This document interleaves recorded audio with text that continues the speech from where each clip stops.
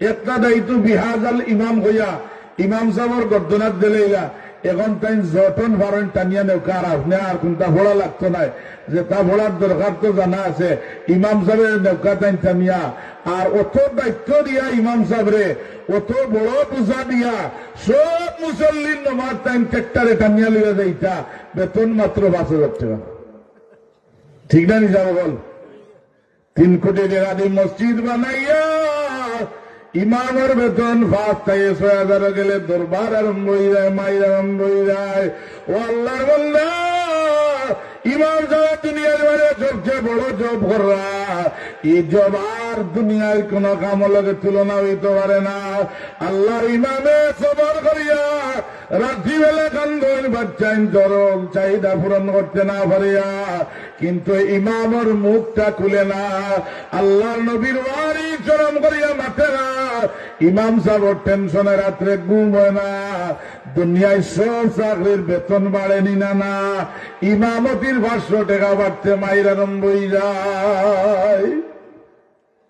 ইমাম সাহেব হলো লোকে অত জিদ আল্লাহর বান্দা হলো লা হাওলা ওয়ালা কুওয়াতা ইল্লা বিল্লাহিল আলিয়্যিল আযীম। আমি ইমামতি করি না, আমার লাগে কইেন। আপনার পরিবারে 1 লক্ষ টাকা 50,000 টাকা মাস, ইমাম সাহেব 5,000 টাকা দিয়ে আল্লাহ দয়া করেন। ইমাম সাহেবের শরীরের মাঝে ইস্ত্রি মারা কাপড় থাকে, ময়লা কোনো কাপড় থাকে না, সাদা পাঞ্জাবি সাদা পায়জামা থাকে। আল্লাহ কুদরত ইমাম সাহেবের সাহায্য করেন। এর কারণে হুঁশিয়ার মুসলমান, অন্তত নিম্ন একজন ইমাম সাহেবের বেতন হইতো 10,000। বেজার না জানি বলে হুজুর বিয়ানি উদার তুনে আইয়া আমরা ইমাম সাহেবরে টাকা বলাইয়া গেছেন, এখন বেটা বাড়িতে গেলে আর আইন না।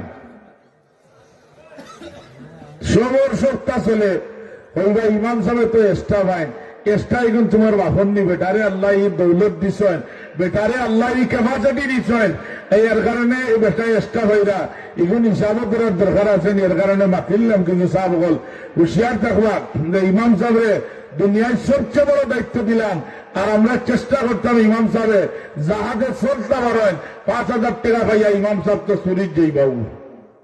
হালালে হারামে ইমাম সাহেব সারায় নাই, খাওয়ার চেষ্টা করবা। বেটায় 5,000 টাকা দিয়ে 3,000 টাকা চাউলের বস্তা খাওয়া সম্ভব হইতো না। এর কারণে হুঁশিয়ার থাকবা, আল্লাহ নবীর ওয়ারিস সকলের প্রতি মায়া রাখবা। হাসরের ময়দানে এরারে সাহায্য করলে আল্লাহ রব্বুল আলামিনে তার কুদরত দিয়ে আপনার আমারে সাহায্য করবা।